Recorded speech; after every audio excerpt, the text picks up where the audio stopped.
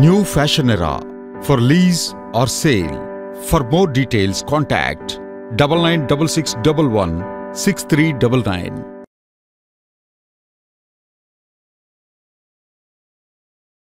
Welcome to Kiran TV. ఇండియాలో విద్య, ఆరోగ్యం ఈ రెండు ఎప్పటికీ కొరతే. పేద ప్రజలకు కానీ మధ్యతరగతి ప్రజలకు కానీ ఇవి ఎప్పటికీ అందని ద్రాక్షల్లాగా ఊరిస్తున్నాయి. ఇప్పటికి కూడా హెల్త్ ఒక చిన్న సమస్య వస్తే హెల్త్ పరంగా ఆ ఫ్యామిలీలో మొత్తం అతలాకుతలమే. ఫ్యామిలీ ఒక 10 ఏళ్ళు 20 ఏళ్ళు చేసుకున్న సేవింగ్స్ అన్నీ కూడా వెనక్కి వెళ్ళే రోజులు ఉన్నాయి. ఇలాంటి పరిస్థితుల్లో గవర్నమెంట్ ఎన్నో చర్యలు తీసుకుంది. గవర్నమెంట్ హాస్పిటల్ ఇంప్రూవ్ చేసింది, ఎన్నో ప్రైవేట్ హాస్పిటల్స్ వచ్చాయి. బట్ ఇప్పుడు మారిన జీవన శైలికి ఎన్నో మనం ఊహించని విధంగా మనకు అనారోగ్యం పాలవుతున్నాం. ఇటువంటి పరిస్థితుల్లో చాలామంది పేద ప్రజలు కానీ మధ్యతరగతి కానీ ఎగువ మధ్యతరగతి ప్రజలు కానీ హాస్పిటల్స్ వెళ్ళేందుకు డబ్బు కట్టలేక వాళ్ళ సేవింగ్స్ని లేకపోతే స్థలాల్ని అమ్మి హాస్పిటల్స్లో కట్టి బయటపడుతున్నారు.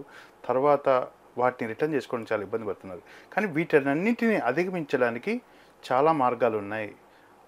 అదే హెల్త్ ఇన్సూరెన్స్. హెల్త్ ఇన్సూరెన్స్ పట్ల ఇప్పటికీ చాలామందికి అవగాహన లేదు. దీనిపైన ఈరోజు మనం డీప్గా అనాలిసిస్ చేద్దాం. మనతో పాటు హెల్త్ ఇన్సూరెన్స్ అడ్వైజర్ విజయ్ గారు ఉన్నారు. ఆయన అడిగి చాలా విషయాలు తెలుసుకుందాం. సార్ నమస్తే. సార్ నమస్తే అండి. కిరణ్ టీవీ ప్రేక్షకులకి నమస్కారం. సార్ మీరు హెల్త్ ఇన్సూరెన్స్ సెక్టర్లో ఎప్పటి నుంచి ఉన్నారు సార్? ముందుగా నేను అంటే ఈ ఇండస్ట్రీలో 22 ఇయర్స్ నుంచి వర్క్ చేస్తున్నాను. Okay sir. డిఫరెంట్ కంపెనీస్లో వర్క్ చేశాను. అన్ని పాలసీల గురించి ఒక అవగాహన ఉంది సార్. అంటే కంపెనీ వైజ్గా ఒక్కొక్క కంపెనీ ఒక్కొక్క పాలసీని ఇంట్రడ్యూస్ చేస్తూ ఉంటుంది. ఓకే. సో ప్రతి పాలసీ కూడా మంచిదే సార్. మీరు అన్నారు వైద్యం అనేది అందని ద్రాక్షే, అది పేదవాళ్ళకి. వాళ్ళ కోసం గవర్నమెంట్ ఎన్నో స్కీమ్స్ తీసుకొచ్చింది. ఆరోగ్యశ్రీ ఉంది సార్. ఆరోగ్యశ్రీ అయినప్పటికీ ఇంకా ఆరోగ్యశ్రీ ఉన్నా కానీ అది అందరూ కూడా దాన్ని అవైల్ చేసుకోలేరు. సో అలాంటి వాళ్ళకి ప్రత్యామ్నాయంగా ఏం కావాలి? ఒక హెల్త్ ఇన్సూరెన్స్ అనేది కంపల్సరీ ఉండాలి సార్ వాళ్ళకి. అవి మ్యాక్సిమం వచ్చేసి నా దగ్గర వచ్చిన క్లెయిమ్స్ 20 lakhs సార్. మిగతా అన్ని కూడా 10 lakhs బిలో క్లెయిమ్స్.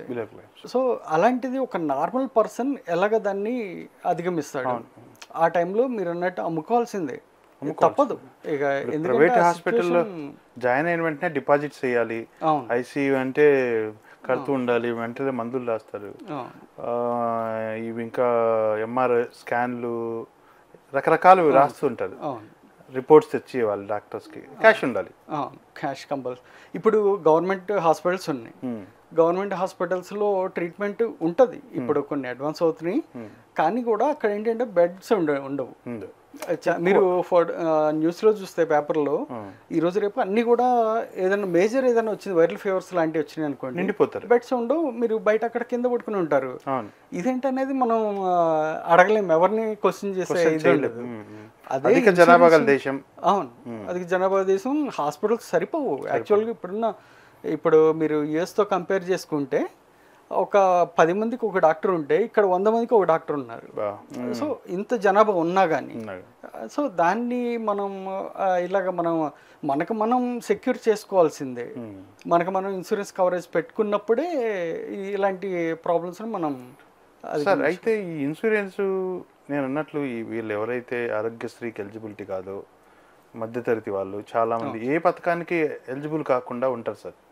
వాళ్ళకి ఈ అవగాహన అంటే ఈ హెల్త్ ఇన్సూరెన్స్ ఇప్పటికి కూడా ఇండియాలో చాలా వ్యాక్యూమ్ ఉంది, తీసుకోలేదు. అసలు ఎవరిని సంప్రదించాలో కూడా వాళ్ళకి తెలియదు సార్. హెల్త్ ఇన్సూరెన్స్ ఎలా తీసుకోవాలి కూడా తెలియదు. అలాంటి వాళ్ళకు ఎలా గైడ్ చేస్తారు సార్ మీరు? జనరల్గా ఏంటంటే కోవిడ్ తర్వాత మనకి చాలా హెల్త్ మీద అవేర్నెస్ వచ్చేసింది అందరికీ. విలేజెస్లో ఉన్న వాళ్ళు కూడా ఇప్పుడు హెల్త్ ఇన్సూరెన్స్ తీసుకుంటున్నారు. ఈవెన్ వైట్ రేషన్ కార్డు ఉన్నా కానీ కొంతమంది తీసుకుంటున్నారు, అంటే ఎఫర్ట్ చేయగలిగిన వాళ్ళు.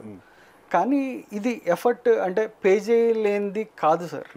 ఎందుకంటే మనం ఒక చిన్న అంటే అవసరం లేని ఎక్స్పెండిచర్ చాలా చేస్తుంటాం. ఇందాక మాటల్లో మనం అనుకున్నాము, ఏది ఒక బాటిల్ కొనడానికి చాలా మంది యూత్ చూస్తున్నాము. జానీ వాకర్ కొట్టారు కానీ 4-5 ఫుల్ బాటిల్ 10,000 కట్టి ఇన్సూరెన్స్ తీసుకోరు. ఇప్పుడు కొన్ని హాస్పిటల్స్ వెళ్తే తాగే వాళ్ళే బెడ్ పైన ఉంటారు. ఇన్సూరెన్స్ తీసుకోవాలని వాళ్ళకి అవగాహన కానీ అవేర్నెస్ ప్రోగ్రామ్స్ కూడా ఎక్కువ లేవు సార్ ఇన్సూరెన్స్ తీసుకోవాలని. అవును, ఎంతసేపు ఉన్నా వేరే వేరే యాడ్స్ అవి వస్తున్నాయి, కానీ గవర్నమెంట్ తరఫు నుంచి కొన్ని అవేర్నెస్ ఉన్నాయి, కానీ మ్యాండేటరీ చేస్తే గవర్నమెంట్ యుఎస్లో ఇప్పుడు మ్యాండేటరీ కదా సార్? అవును, మ్యాండేటరీ ఇన్సూరెన్స్ కంపల్సరీ తీసుకోవాల్సింది. తీసుకోకపోతే చాలా కంట్రీస్లో కంపల్సరీ తీసుకోవాలి. అది అక్కడ వేరే కంట్రీస్లో తీసుకోలేదు అంటే వాళ్ళు లైఫ్ని లీడ్ చేయలేరు. ఎందుకంటే ఆ ఎక్స్పెన్సెస్ వేరే అన్ని. అది ఒక చిన్న ఫీవర్ వచ్చినా 1 lakh పే చేయాలంటే ఎవరు పే చేయగలరు సార్? ఇప్పుడు ఫీవర్ వచ్చినా 1 lakh అవుతుంది, 1 lakh మినిమం. ఇప్పుడు ఇండియాలో కూడా అదే పొజిషన్ అయిపోయింది. అంటే క్వాలిటీ ట్రీట్మెంట్ కావాలి అంటే మనం కార్పొరేట్ హాస్పిటల్కి వెళ్ళాల్సిందే. మనం ఏదో కింద పడుకుని ఇప్పుడు ఈ రోజు రేపు ఎవరు ఉండలేరు సార్, అంటే ట్రీట్మెంట్ చేయించుకోలేరు.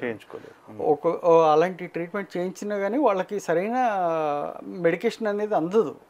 ప్రైవేట్ హాస్పిటల్స్లో క్వాలిటీ హాస్పిటలైజేషన్, క్వాలిటీ ట్రీట్మెంట్ మనకు అవసరం అనుకుంటే కనుక హెల్త్ ఇన్సూరెన్సే మనం డిపెండ్ అవ్వాల్సిందే సార్. ఎందుకంటే ఈఎస్ఐ ఉంటుంది చాలామందికి. ఇప్పుడు చూడండి, అంటే బేసిక్గా మనం వెళ్తే ఇండియాలో 140 crores ఉంటారు సార్ అప్రాక్స్ జనాభా, ఇండియాలో జనాభా. దీంట్లో ఎంతమందికి ఇన్సూరెన్స్ ఉందనుకుంటున్నారు? లేదు సార్, తెలియదు.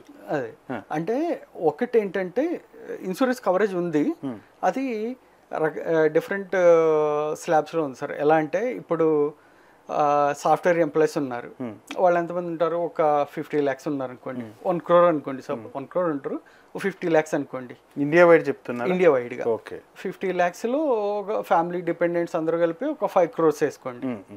5 crores కవరేజ్ అయ్యారు. అలాగే ఈఎస్ఐ ఉంది, ఎంప్లాయీ స్టేట్ ఇన్సూరెన్స్. దానిలో ఎంతమంది కవరేజ్ ఉంటున్నారు? ఒక 30 lakhs. అంటే ఎంప్లాయీస్ ఒక 13 crores అలా ఉంటారు అనుకోండి, ప్రైవేట్ ఎంప్లాయీస్. అది కూడా బిలో 21,000 లోపు ఉన్న వాళ్ళకి ఈఎస్ఐ కవరేజ్ వస్తుంది. అబోవ్ 21 అంటే మళ్ళీ ఈఎస్ఐ కవరేజ్ రాదు వాళ్ళకి. ప్లస్ వాళ్ళు ఏంటి, ఇన్సూరెన్స్ తీసుకుంటేనే వాళ్ళకి కవరేజ్.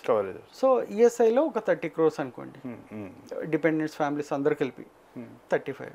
అలాగే ఇంకేం కవరేజెస్ ఉన్నాయి? ఇప్పుడు ఆయుష్మాన్ భారత్ అనేది ఉంది, అది అబోవ్ 70. అబౌవ్ 70. అది కూడా మనకి సీనియర్ సిటిజన్స్ ఒక 6 crores అలా ఉంటారు. వాళ్ళకి అది కవరేజ్ వస్తుంది అనుకోండి. అది కూడా అందరికీ తెలియాలి, ఆ ఇన్సూరెన్స్ ఉందనేది తెలియాలి ఫస్ట్.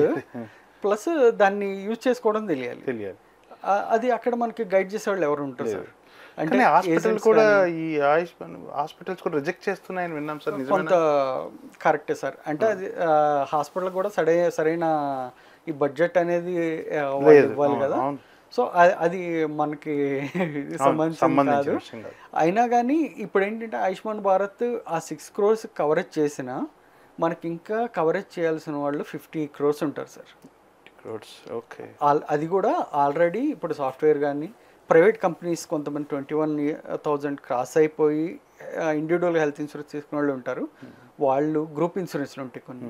సో అవన్నీ పోను 50 crores వరకు ఉంటారు. అలాగే ఇండివిజువల్గా తీసుకునేవాళ్ళు వీళ్ళంతా తీసేసిన ఈ 50 crores మనం ఒక్కళ్ళకి ఏ ఇష్యూ అయినా ఫ్యామిలీ, మీరు ఇందాక అన్నారు కదా, ఫ్యామిలీ మొత్తం అమ్ముకోవాల్సిందే. అంటే ఇక లైఫ్ పోయినట్టే. అంటే ఇక టెన్షన్స్ వీటిల్లోనే విపరీతమైన వ్యాధులు వస్తాయి. అదే మనకి భరోసా అనేది ఏంటంటే ఇన్సూరెన్స్ సార్, హెల్త్ ఇన్సూరెన్స్లో మనం తీసుకున్నప్పుడు, అంటే నేను ఒక చిన్న ఎగ్జాంపుల్ చెప్తాను. ఒక పర్సన్ ఉన్నారు కోవిడ్ టైంలో. ఆయన ఏంటంటే అంతకుముందు చాలా సంవత్సరాల నుంచి నెగ్లెక్ట్ చేశారు. కోవిడ్ టైంలో వచ్చిన తర్వాత నాకు కాల్ చేశారు, ఇలాగా హెల్త్ ఇన్సూరెన్స్ కావాలి విజయ్ అంటే. సరే, అప్పుడు 10 lakhs కవరేజ్ ఇచ్చాము. కవరేజ్ ఇచ్చిన తర్వాత ఆయనకి జస్ట్ ఒక 7 months 8 monthsలో 7-8 monthsలో ఆయనకి కోవిడ్ అటాక్ అయింది. ఫ్యామిలీ మొత్తానికి అటాక్ అయింది. పిల్లలు ప్రాబ్లం లేదు, వాళ్ళు సేఫ్. వీళ్ళిద్దరికీ అటాక్ అయింది, వైఫ్ అండ్ హస్బెండ్ ఇద్దరికి కలిపి 25 lakhs అయింది సార్ బిల్. 25 lakhs కూడా ఎలాగా, ఫస్ట్ కోవిడ్లో 10 lakhs అయింది. ఆ తర్వాత ఇద్దరికి కూడా లంగ్ ఇన్ఫెక్షన్స్ వచ్చింది ఆఫ్టర్ కోవిడ్. లంగ్ ఇన్ఫెక్షన్స్తో ఒక్కొక్కరికి దాదాపు ఒక 6-7 lakhs అయింది. కాకపోతే 10 lakhs కవరేజ్ ఉంది. 10 lakhs వరకు కంపెనీ ఇచ్చేసింది. స్టార్టింగ్లో అయితే కోవిడ్ క్లెయిమ్స్ ప్రాబ్లం అయ్యాయి. ఆ తర్వాత కొన్ని నెలల తర్వాత, అంటే కోవిడ్ కంటిన్యూ అయిన తర్వాత కోవిడ్ని దీనిలో యాడ్ చేస్తారు. కోవిడ్ కూడా కవరేజ్ ఇచ్చాము అప్పుడు. అదొక్కటి మేజర్ క్లెయిమ్ నేను చెప్పాను కదా, ఇది ఒకటి major claim sir. Okay okay sir. మామూలుగా ఇప్పుడు పల్లెటూరులో ఉంటారు, సిటీలో కానీ చిన్న మిడిల్ క్లాస్ ఫ్యామిలీ ఉంటారు. వాళ్ళ బడ్జెట్లో రోజు 20-30 రూపాయలు సేవ్ చేసుకున్నా వాళ్ళు హెల్త్ ఇన్సూరెన్స్ తీసుకోవచ్చు సార్. తీసుకోవచ్చు. ఇది ఎట్లా సార్? మామూలుగా ఎలా స్టార్ట్ అవుతాయి? ఒక ఇద్దరు ఇప్పుడే పెళ్లి చేసుకున్నారు, వైఫ్ అండ్ హస్బెండ్, వాళ్ళు ఏదో చిన్న జాబ్స్ చేసుకుంటారు, వాళ్ళ తర్వాత 2-3 ఇయర్స్ పిల్లలు పుడతారు, ఇది అవుతారు. మినిమంలో మినిమం వాళ్ళకి ఎంత ఇన్సూరెన్స్? 5 లక్షలు ఇన్సూరెన్స్ కవర్ కావాలంటే 5 lakhs అనేది ఇప్పుడు nothing sir. 10 lakhs minimum 10 lakhs అనేది పెట్టుకోవాలి. ఎంత నుంచి స్టార్ట్ అవుతాయి సార్? ఎంత? 5 lakhs కూడా చేయొచ్చు, కానీ ఏంటంటే లిమిటేషన్స్ అనేది ఉంటాయి సార్. 5 lakhs తీసుకున్నప్పుడు జనరల్గా మీరు అన్నట్టు న్యూలీ మ్యారీడ్ అనే వాళ్ళకి నెక్స్ట్ అవసరం ఏముంటుంది? వాళ్ళకి మెటర్నిటీ అవసరం ఉంటుంది, అది కంపల్సరీ కదా. సో అలాంటి పాలసీకి తీసుకోవాలి. అలాంటి పాలసీ నెక్స్ట్ ఇయర్ ఎక్కువ కవరేజ్ వచ్చేలాగా. ఇప్పుడు సపోజ్ మనకి మెటర్నిటీ అంటే 1 lakh అనుకోండి, 50,000 నుంచి 1 lakh వరకు అవుతుంది మినిమం హాస్పిటల్స్. సో అది 10 lakhs తీసుకున్నారనుకోండి, వాళ్ళకి సఫిషియంట్. అది తీసుకున్నా కానీ ఇద్దరికి కలిపి ఇప్పుడు 35 బిలోనే ఉంటారు కాబట్టి 30 బిలో వాళ్ళకి ఇద్దరు కలిపి ఒక 15,000 లోపలే అయిపోతుంది ఇయర్కు, ఇంక్లూడింగ్ జిఎస్టీ లేదు ఇప్పుడు. సారీ లేదు, జిఎస్టీ తీసేస్తున్నారు 22nd మన సెప్టెంబర్ నుంచి. సార్ రోజుకి 50 రూపాయలు అంతే సార్? అంతే అండి. 1 కిలో బియ్యం కన్నా తక్కువ అంతే కాస్ట్. అంతే. జస్ట్ అంటే ఈ రోజు రేపు సిగరెట్లు ఇవన్నీ చాలా మంది ఉంటారు సార్. అది ఒక 2 ఆపినా అయిపోయినట్లే. టీ కూడా వ్యసనమే. అవును, టీ అంటే అది తాగొద్దని చెప్పట్లేదు, కానీ అంటే దానికి చేసిన ఎఫర్ట్ మనం మనని రక్షించుకోవడానికి చేసుకోవచ్చు. అవును సార్. యాక్సిడెంట్ కావచ్చు, ఇంకోటి కావచ్చు, 2 వీలర్లో యాక్సిడెంట్ కావచ్చు, ఏది ఏమైనా ఎలాంటి ప్రమాదాలు జరుగుతాయి ఎవరు ఊహించలేము సార్. ప్రమాదం జరిగితే ఫ్యామిలీ అంతా కుదేలైపోతుంది. ఇలాంటి టైంలో 50-60 రూపాయలు రోజు సేవ్ చేసుకుంటే, ఇన్సూరెన్స్కి పే చేస్తే, అసలు నువ్వు గుండె పైన చేసుకొని ఉండొచ్చు కదా. అసలు ఒక భరోసా మెయిన్ అదే కదా సార్.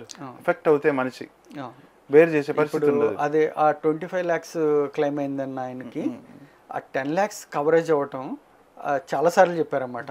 ఆయనే ఒక 10 మందికి చెప్తారు అవగాహన. అదే ఎందుకంటే ఒక ఫ్యామిలీ సెక్యూర్ అయిందంటే ఒక్క పర్సన్ అనే కాదుగా, డిపెండెంట్స్ అందరూ కూడా సఫర్ అయిపోతారు. అది ఆ టైంలో వాళ్ళకి హెల్త్ బాగున్నప్పుడు ఫైనాన్షియల్ కూడా ఇదైతే ఇంకా కష్టం. హెల్త్ ఇన్సూరెన్స్ లో అంటే తీసుకున్న వెంటనే కవర్ అవుతుందా సార్? వెయిట్ చేయాలా? ఇప్పుడు హెల్త్ ఇన్సూరెన్స్ ఒక ఫ్యామిలీ కట్టారనుకోండి, ఎన్ని రోజుల్లో వాళ్ళకు కవర్ స్టార్ట్ అవుతుంది సార్? జనరల్గా ఇది అందరూ తెలుసుకోవాల్సిన విషయం అండి. అంటే చాలా మందికి తెలుసు. అంటే పాలసీ తీసుకునేటప్పుడే మనకి ఏజెంట్ చెప్పాలి. అది ఎవరైనా సరే ఫస్ట్ ఏంటంటే పాలసీ తీసుకునేటప్పుడే దాన్ని ఎక్స్ప్లెయిన్ చేస్తారు. ఒకవేళ దాన్ని చదవలేదు, అదేంటంటే చాలా పెద్ద కండిషన్స్ ఇవన్నీ ఉంటాయి సార్. వాటిల్లో మనం తెలుసుకోవాల్సిన బేసిక్ కొన్ని ఉన్నాయి. అదేంటంటే ఫస్ట్ డే నుంచి యాక్సిడెంట్ల కవరేజ్ ఉంటుందండి. 1 month తర్వాత నుంచి ఫేవర్స్ కానీ సడన్గా వచ్చే ప్రాబ్లమ్స్ అన్నీ కవరేజ్ ఉంటుంది. ఇప్పుడు ఏంటంటే ఏజ్ తక్కువ ఉంది, బీపీ షుగర్లు ఏం లేవు, ఏ కొలెస్ట్రాల్ హెల్త్ ఇష్యూస్ ఏం లేవు, అలాంటి వాళ్ళకి ఏంటంటే 1 month తర్వాత నుంచి హార్ట్ రిలేటెడ్ కూడా కవరేజ్ ఇస్తుంది. అలాగే 2 years కొన్ని కవరేజ్ కావాలి సార్. 2 years ఎలాంటి అంటే క్యాట్రాక్ట్ కానీ, సైనస్, థైరాయిడ్ ప్రాబ్లమ్స్ కానీ, back bone problems, ulcers, gall bladder stone, kidney stones లాంటి, నీ రీప్లేస్మెంట్, ఈ టైప్ ఆఫ్ ప్రాబ్లమ్స్ కవరేజ్ కావాలి. ఎందుకంటే ఇవి నేమ్డ్ ఎయిల్మెంట్స్. వీటికి మన బాడీలో డెవలప్ అవ్వడానికి కొంత టైం పడుతుంది. ఓకే, అది బయటపడాలన్నా కొంత టైం పడుతుంది. సో దానికి ఏంటి, కస్టమర్ అంటే వాంటెడ్లీ క్లెయిమ్ చేయకుండా ఆర్డీఏ కొన్ని రిస్ట్రిక్షన్ పెట్టింది అన్నమాట. వీటికి ఈ కొన్ని ప్రాబ్లమ్స్ మాత్రం 2 years కవరేజ్ కావు, మిగతా అన్ని కూడా కవరేజ్ వస్తుంది. పాలసీ తీసుకునే ముందు ఏమీ లేదనుకోండి, 2 years క్రాస్ అయితే అన్ని కవరేజ్ వచ్చేస్తాయి.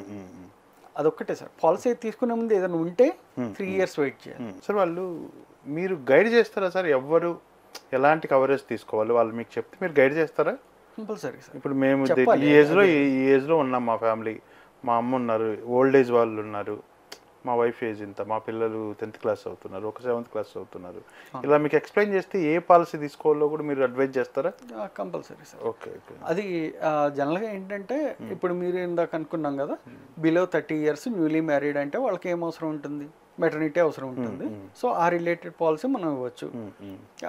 అలా కాదు, వీళ్ళు ఆల్రెడీ 2 పిల్లలు ఉన్నారు, ఫ్యామిలీ 45 బిలో ఇలా ఉన్నారు, వైఫ్ అండ్ హస్బెండ్, ఇలా అనుకున్నప్పుడు ఒక పాలసీ సజెస్ట్ చేయొచ్చు సార్. అంటే ఒకే పాలసీ, అదే పాలసీ వీళ్ళకి సజెస్ట్ చేయొచ్చు, కానీ వీళ్ళకి మెటర్నిటీ అవసరం లేదు కదా, వేరే పాలసీని సజెస్ట్ చేయొచ్చు. సార్ ఇప్పుడు హెల్త్ ఇన్సూరెన్స్ తీసుకున్న తర్వాత కొంత టైం అయిన తర్వాత హాస్పిటల్కి వెళ్ళి వెంటనే అడ్మిట్ చేసుకుంటారా? డబ్బులు కట్టనవసరమే లేదా సార్? ఇంకా జనరల్గా అది అనుకుంటాం కానీ సార్, హెల్త్ ఇన్సూరెన్స్ ఉన్నా కానీ ఫస్ట్ ఏంటంటే మనం ఇనిషియల్గా అడ్మిషన్ ఛార్జెస్ పే చేయాలి.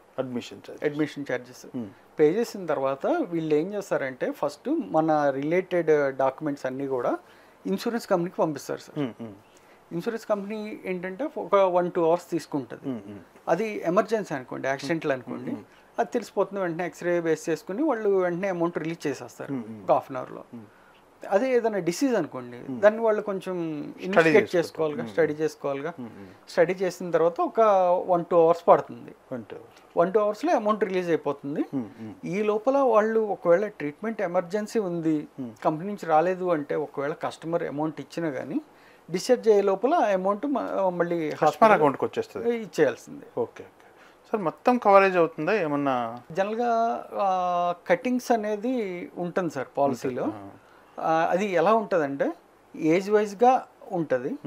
అలాగే ఏదో ప్రాబ్లం బట్టి, అంటే ఇప్పుడు ప్లాస్టిక్ డిస్పోజబుల్స్ ఉంటాయి, నాన్ మెడికల్ ఐటమ్స్ కవరేజ్ కావు కొన్ని పాలసీస్లో.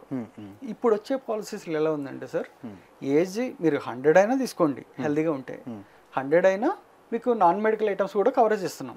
కాకపోతే అవి కూడా లిమిటెడ్ ఉంటుంది అనమాట, 68 ఐటమ్స్. అలాగే ఇప్పుడు అడిషనల్గా వచ్చిన దాంట్లో 143 ఐటమ్స్ కవరేజ్ వస్తుంది, నాన్ మెడికల్ ఐటమ్స్.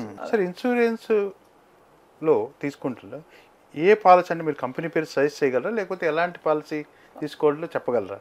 కంపెనీ అంటే ఏ కంపెనీ అయినా మంచి పాలసీలే రిలీజ్ చేస్తుంది. ఓకే, అది ప్రతి కంపెనీలో కూడా అంటే నెగిటివ్ ఉంటుంది, ప్లస్ ఉంటుంది. అంటే కస్టమర్ని బట్టి వాళ్ళ రిక్వైర్మెంట్ బట్టి తీసుకోవాలి. క్లెయిమ్స్ కూడా ఎప్పుడు రిజెక్ట్ అవుతాయి అంటే సార్, కస్టమర్ పాలసీ తీసుకునేటప్పుడు వాళ్ళ హెల్త్ ఇష్యూస్ కానీ చెప్పనప్పుడే రిజెక్ట్ అవుతూ ఉంటాయి. అయితే సార్ ఇందులో డైలీ సేవింగ్స్ ఇప్పుడు కొన్ని అడ్వర్టైజ్మెంట్లు చూస్తుంటాం, రోజు 50 రూపాయలు కట్టండి మీ ఇన్సూరెన్స్, అది అట్లేదు కదా సార్? మంత్ ఒకేసారి కట్టాలి కదా ప్రీమియం అనేది? ఒకేసారి కట్టాలండి. అంటే వాళ్ళు మంత్లీ ఏదో ఉందంటారు. మంత్లీ ఉందా? మంత్లీ కూడా ఉంది. ఇంకోటి ఏంటంటే మనం కస్టమర్ పే చేయలేరు అంటే ఇప్పుడు హెల్త్ ఏదైనా ప్రాబ్లం ఉంది అనుకుంటే వాళ్ళకి ఏంటంటే వేరే కంపెనీస్, ఫైనాన్షియల్ ఆర్గనైజేషన్స్ కొన్ని టైప్ అయినాయి అనమాట ఇన్సూరెన్స్ కంపెనీస్తో. అవి ముందే అమౌంట్ రిలీజ్ చేసేస్తాయి మన తరపున లోన్. దానికి కొంత ఇంట్రెస్ట్ చేసుకుని మన దగ్గర నుంచి మంత్లీ కవర్ చేసుకుంటాయి అనమాట. సో అలాగే మంత్లీ చేసుకోవచ్చు. లేదు క్వార్టర్లీ పే చేస్తాము అంటే క్వార్టర్లీ ఆప్షన్స్ ఉన్నాయి, ఇయర్లీ ఉన్నాయి, అలాగా చేయొచ్చు సార్. సార్ ఇంకొకటి, ఇప్పుడు మీలాంటి వాళ్ళ దగ్గర ఇన్సూరెన్స్ తీసుకోవడం బెటరా, ఆన్లైన్లో డైరెక్ట్ తీసుకోవడం బెటరా సార్? ఆన్లైన్లో తీసుకునేటప్పుడు అంటే కొన్ని ఇష్యూస్ వస్తున్నాయి సార్. అంటే ఆన్లైన్లో చేసినవి చాలా మళ్ళీ మా దగ్గరికి వస్తున్నాయి. సో అది ఎందుకు వస్తున్నాయి అంటే service point of view sir. అంటే మెయిన్ ఎక్కడ వస్తుందంటే ఆన్లైన్లో చెప్పేటప్పుడు వాళ్ళు అన్నీ కవరేజ్ వచ్చేస్తాయి, అంటే సర్వీస్ మేము మీకు అవసరం వచ్చినప్పుడు పక్కనే ఉంటాం అన్నట్టు ఉంటుంది.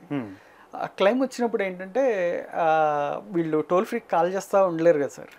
అంటే వాళ్ళ ప్రాబ్లంలో వాళ్ళు ఉంటారు, ఇది ఒక హెడేక్ అయిపోతుంది వాళ్ళకి.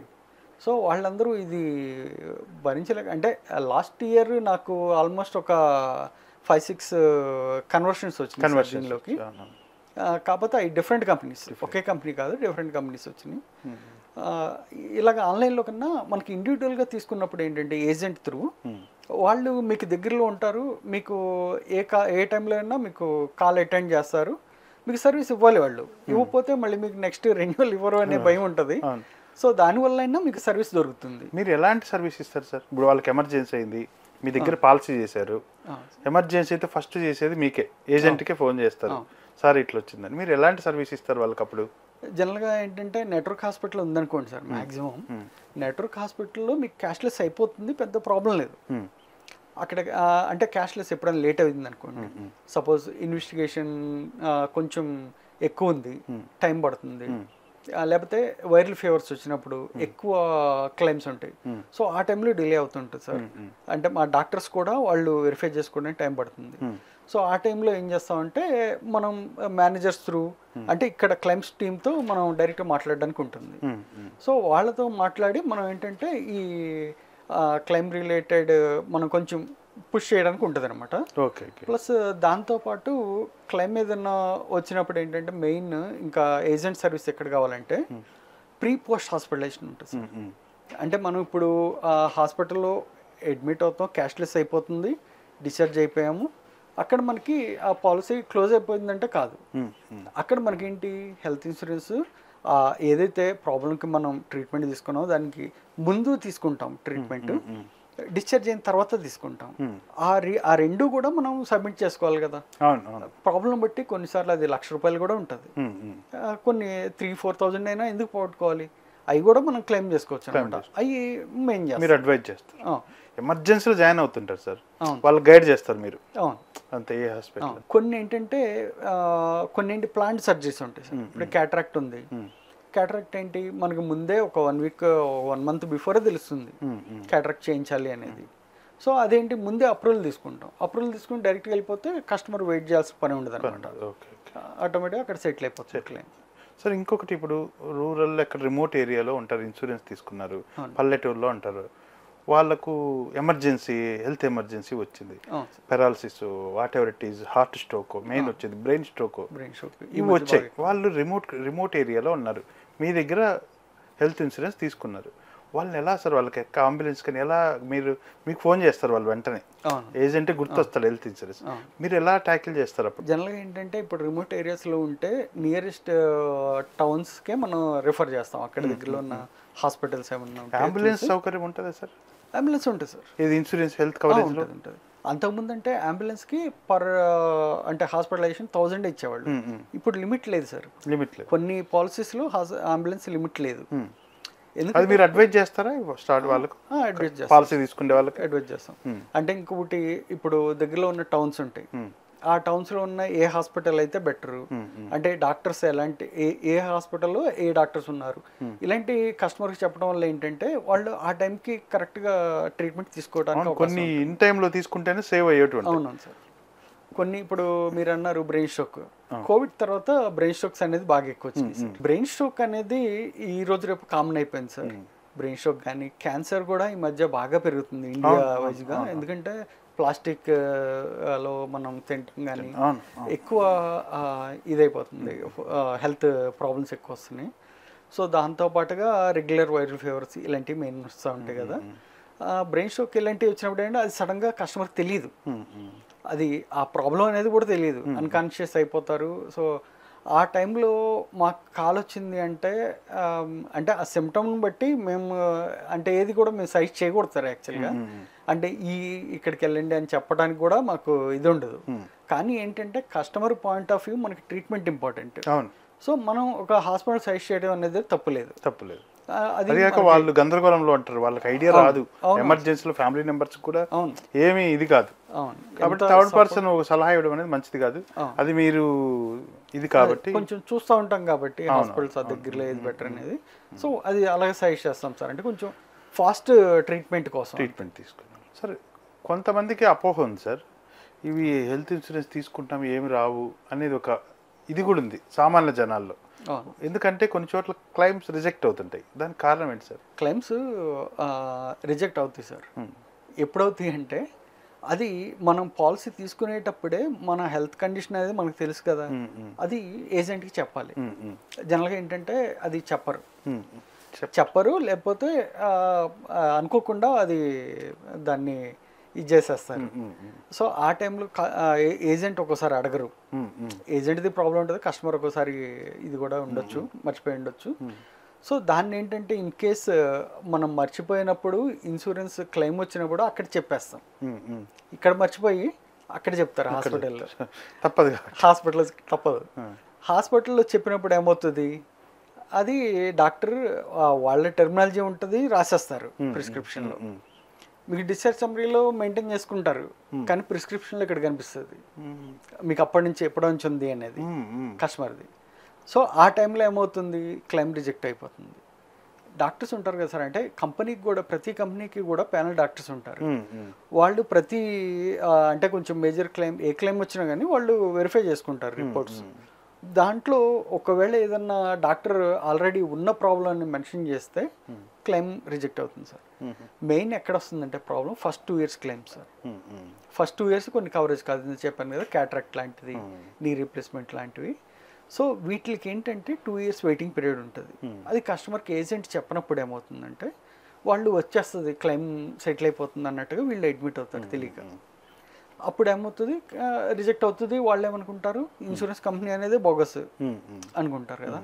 సో ఆ టైంలో మనం కస్టమర్కి చెప్పుంటే, వాళ్ళకు ఒక నాలెడ్జ్ ఉండి ఉంటే వాళ్ళు వెళ్ళరు, అసలు ఆ క్లెయిమ్ని యూజ్ చేసుకోరు. సో అప్పుడు అవి 2 years క్రాస్ అయిపోతే ఇవన్నీ కూడా కవరేజ్ వచ్చేస్తాయి. అలాగే వాళ్ళు ఒక 1 year తర్వాత క్లెయిమ్ చేసుకోవడం అలాగే చేసుకోగలరు. అంటే పాలసీ తీసుకునే ముందు మీకు అన్ని వాళ్ళు ఎక్స్ప్లెయిన్ చేస్తే మీరు ఎలా అనేది గైడ్ చేస్తారు, ఏ పాలసీ తీసుకోవాలి, ఎలా తీసుకోవాలి, అంటే రిజెక్ట్ లేకుండా ఉంటుంది. అవును, కరెక్ట్. అది ఎందుకంటే మనకి తెలిస్తే ఎలాంటి పాలసీ ఇవ్వచ్చు అనేది తెలుస్తుంది. రీసెంట్గా ఒక పాలసీ చేశారు సార్, దానిలో ఏంటంటే పేరెంట్స్ అనమాట, ఆయన కూడా అంతకుముందు ఇన్సూరెన్స్ ఇండస్ట్రీలో ఉన్నాయనే ఇప్పుడు వేరే ఇండస్ట్రీ మారిపోయి సాఫ్ట్వేర్కి వెళ్ళిపోయి ఆయన వాళ్ళ పేరెంట్స్కి కవరేజ్ అంతకుముందు బ్యాంక్లో చేశారు. ఏదో బ్యాంక్లో సర్వీస్ ఉండదు కదా, తెలుసు కదా, జనరల్గా వాళ్ళు బ్యాంకింగ్ సెక్టర్దే వాళ్ళు చూసుకుంటారు, ఇదేంటంటే అడిషనల్. సో బ్యాంక్లో చేసినప్పుడు ఏమైందంటే అది వాళ్ళు ఇన్సూరెన్స్ రెన్యువల్ చెప్పలేదు, ల్యాప్స్ అయిపోయింది. మేము మళ్ళీ వేరే ఒక కంపెనీలో చేసినప్పుడు మొన్న రీసెంట్గా అంటే 1.5 year అయిపోయింది, ఆయనకి హార్ట్ రిలేటెడ్ ప్రాబ్లం వచ్చింది. వచ్చినప్పుడు ఏమవుతుందంటే వీళ్ళు ఆల్రెడీ అంతకుముందు తీసుకున్న ట్రీట్మెంట్ డీటెయిల్స్ అన్నీ కూడా ఫైల్ డాక్టర్ దగ్గర పెట్టారు సార్. అది ఎప్పుడుది పెట్టారు, 10 years బ్యాక్ది పెట్టారు. 10 years బ్యాక్ది పెట్టినప్పుడు ప్రీవియస్ పాలసీలోనూ మెన్షన్ చేయలేదు, ఈ పాలసీలో కూడా మెన్షన్ చేయాలి. అంటే మనం మొన్న చేసినప్పుడు 1.5 year బ్యాక్ అని చెప్పాలి కదా, ఈ ఇష్యూ ఉందని చెప్తే ఆయన ఏజెంట్ మళ్ళీ ఉందని చెప్తే దాన్ని మనం ఇది చేయలేదు. దాన్ని మనం కంపెనీ ఏం చేస్తుంది, స్ట్రైట్ అవే దాన్ని రిజెక్ట్ చేసింది. ఇంకా అది పాలసీ కూడా క్యాన్సిల్ చేయడానికి అవకాశం ఉంటుంది. సో అంటే ఓవరాల్గా ఇలాంటప్పుడు ఆల్రెడీ బీపీ ఉండి, షుగర్ ఉండి, ఆల్రెడీ రన్నింగ్లో ఏమన్నా వాళ్ళకు డిసీజెస్ ఉంటే అలాంటప్పుడు ఉంటాయి సార్ పాలసీలు? సూపర్ పాలసీస్ వచ్చినాయి సార్. ఇప్పుడు ఎలా ఉందంటే ABCD, asthma, BP, cholesterol, diabetic, వీటితో పాటుగా స్టెంట్ వేసినా కానీ 30 days తర్వాత నుంచి కవరేజ్ ఇస్తుంది సార్. 30 days తర్వాత. ఓకే. స్టెంట్ కూడా అంటే రీజనబుల్గా, అంటే ఏమీ హెల్త్ ఇష్యూ ఫ్యూచర్లో రాదు, అప్కమింగ్ 5 years వరకు ఏమి ఇష్యూ లేదంటే కనుక మంచి పాలసీనే మనం సజెస్ట్ చేయొచ్చు. ఇంకోటి ఏంటంటే ABCD అని చెప్పా కదా, ఆస్తమా, బీపీ, కొలెస్ట్రాల్, డయాబెటిక్, ఇవన్నీ కూడా 30 days తర్వాత కవరేజ్ వచ్చేస్తుంది. ఓకే. అది కస్టమర్ ఇన్సులిన్ లేకుండా ఉంటే, ఇన్సులిన్ తీసుకుంటేనే ఆ కవరేజ్ ఇవ్వరు. జనరల్గా ట్యాబ్లెట్స్తోనే ఉన్నారు అంటే కనుక మనం అది ఇవ్వచ్చు, జనరల్ పాలసీ తీసేసుకోవచ్చు. Okay sir. దాంతోపాటు ఇప్పుడు ఎలాంటి పాలసీలు ఉన్నాయి అంటే హార్ట్ వచ్చినా ఇవ్వచ్చు కదా, అలా క్యాన్సర్ వచ్చినా ఇవ్వచ్చు. అలాగే డిఫరెంట్, ఇప్పుడు డయాబెటిక్లో బై బర్త్ నుంచి ఉన్నవాళ్ళు కూడా ఉంటారు, సో వాళ్ళకు కూడా పాలసీ ఇవ్వచ్చు. కిడ్నీ ఒక పాలసీ ఉంది సార్, దానిలో మేడంకి కిడ్నీ లేదు, సింగిల్ కిడ్నీనే ఉంది, ఆమెకు కూడా కవరేజ్ ఇచ్చాము. కాకపోతే ఏంటంటే ఇలాంటి కొన్ని మేజర్ ఇష్యూస్ ఉన్నప్పుడు ఏంటంటే ఆ పర్టికులర్ ప్రాబ్లం పర్మనెంట్ ఎక్స్క్లూజన్ పెట్టేసి ఇస్తాం అన్నమాట. ఓకే. సరే, పెద్ద వయసు వాళ్ళు ఉంటారు, 60-70 దాటిన వాళ్ళు, వాళ్ళకి ఆల్రెడీ చాలా ఉంటాయి, వాళ్ళకి కూడా పాలసీలు ఉన్నాయా సార్? మంచి పాలసీలు ఉన్నాయి సార్. ఇప్పుడు అదే అంటే కోవిడ్ రావడం మనందరికీ బాధాకరమే, అలాగే చాలా అడ్వాన్స్ అయింది ఇండియా. ఆ అడ్వాన్స్ అయిన వాటిల్లో మన ఇన్సూరెన్స్ సెక్టర్ కూడా ఎలా అంటే పాలసీ కూడా ఎంత బ్యూటిఫుల్గా తయారైంది అంటే, ఒకటి నాన్ మెడికల్ ఐటమ్స్ అంతకుముందు ఇచ్చేవాళ్ళు కాదు సార్, ఇప్పుడు అన్ని దాదాపు 143 నాన్ మెడికల్ ఐటమ్స్ కవరేజ్ వస్తుంది. రోబోటిక్ ట్రీట్మెంట్స్ అంటే అడ్వాన్స్ ట్రీట్మెంట్స్, అవన్నీ కూడా ఇప్పుడు ప్రతి హాస్పిటల్లో అడ్వాన్స్ ట్రీట్మెంట్స్ ఉంది. చిన్న హాస్పిటల్స్ కూడా, మీడియం హాస్పిటల్స్, అవి కూడా కవరేజ్ ఉంది సార్ ఇప్పుడు. దాంతోపాటుగా ఆయుర్వేదిక్, యునాని, హోమియో, సిద్ధ, ఇవన్నీ కూడా కవరేజ్ ఉంది. మీకు ఇంకా బోనస్ వచ్చేసి అంతకుముందు క్లెయిమ్ లేకపోతే మీరు ఒక 10 lakhs చేస్తే 10,000 1 lakh అలాగే ఇచ్చేవాళ్ళు 10% బోనస్. ఇప్పుడు ఎలా ఉందంటే క్లెయిమ్ ఉన్నా లేకపోయినా 100% bonus every year unlimited times. అది కూడా 1 year ఇచ్చేసి ఆగిపోవటం 100% మ్యాక్సిమం. ఈ లిమిట్ ఏమీ లేవు సార్. ఇప్పుడు మీ దగ్గర ఇప్పుడు 5 lakhs చేయవచ్చు, ఇంకో 5 lakhs బ్యాలెన్స్ ఉంటే ఇంకోసారి హాస్పిటల్ జాయిన్ అవ్వచ్చు. ఓకే. అదే ఇప్పుడు 5 lakhs తీసుకున్నారు. ఇందాక మాటలో మనం అనుకున్నాం తక్కువ లెంత్ తీసుకోవచ్చు అని. 5 lakhs తీసుకున్నాం. 5 lakhs సరిపోదు, 10 lakhs అన్నా కదా. ఒకవేళ 5 lakhs తీసుకున్నారు వాళ్ళు, తీసుకున్నా ఓ 5 years క్లెయిమ్ లేవు అనుకోండి సార్. క్లెయిమ్ ఉన్నా లేకపోయినా వాళ్ళకి 25 lakhs అయిపోతుంది. అది ఓకే. 25 lakhs ఎలిజిబుల్ అవుతారు. 25 lakhs వరకు ఎలిజిబుల్ అవుతుంది. ఏ క్లెయిమ్ వచ్చినా మాక్సిమం 25 lakhs కవరేజ్ వచ్చేస్తుంది. జనరల్గా వాళ్ళు చిన్న ఏజే ఉంటారు కాబట్టి 25 lakhs ఎనఫ్. సార్ రీసెంట్గా ఇండియన్ పాలసీలో జిఎస్టీ పాలసీలో చాలా చేంజెస్ వచ్చింది. హెల్త్ సెక్టర్ హెల్త్ ఇన్సూరెన్స్కు జిఎస్టీ కంప్లీట్ క్యాన్సిల్ సార్. దీనివల్ల కాస్ట్ తగ్గుతుంది సార్. ఇప్పుడు పాలసీలు చాలా తగ్గుతుంది సార్. యాక్చువల్గా ఈ డిమాండ్ ఎప్పుడు ఎంత పర్సెంటేజ్ ఉంది సార్? ఇప్పుడు వరకు ఎంత ఉంది? ఇప్పుడు ప్రెసెంట్ 18% ఉంది సార్. 18% health sector 18%. ఇప్పుడు అది జీరో అయిపోతుంది. హెల్త్ పాలసీ తగ్గినట్లు ఇంకా తగ్గిపోయింది. ఇప్పుడు ఇంకా అందుబాటులోకి వచ్చింది. అవును. ఇప్పుడు అంటే కొన్ని పాలసీలు లాంగ్ టర్మ్ పాలసీస్ ఉంటాయి సార్. అవి 1 lakh అలాగే ప్రీమియం ఉందనుకోండి 18,000 తగ్గినట్టే. అంతే కదా మరి.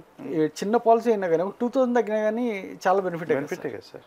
ఇప్పుడు 10,000 ఉన్న ప్రీమియం కట్టుకోలేరు అనుకున్న వాళ్ళకి ఇంకా ఇది కట్టుకునేలాగా ఒక వెసులుబాటు ఇచ్చినట్టు 8,000 లేక వచ్చేస్తుంది.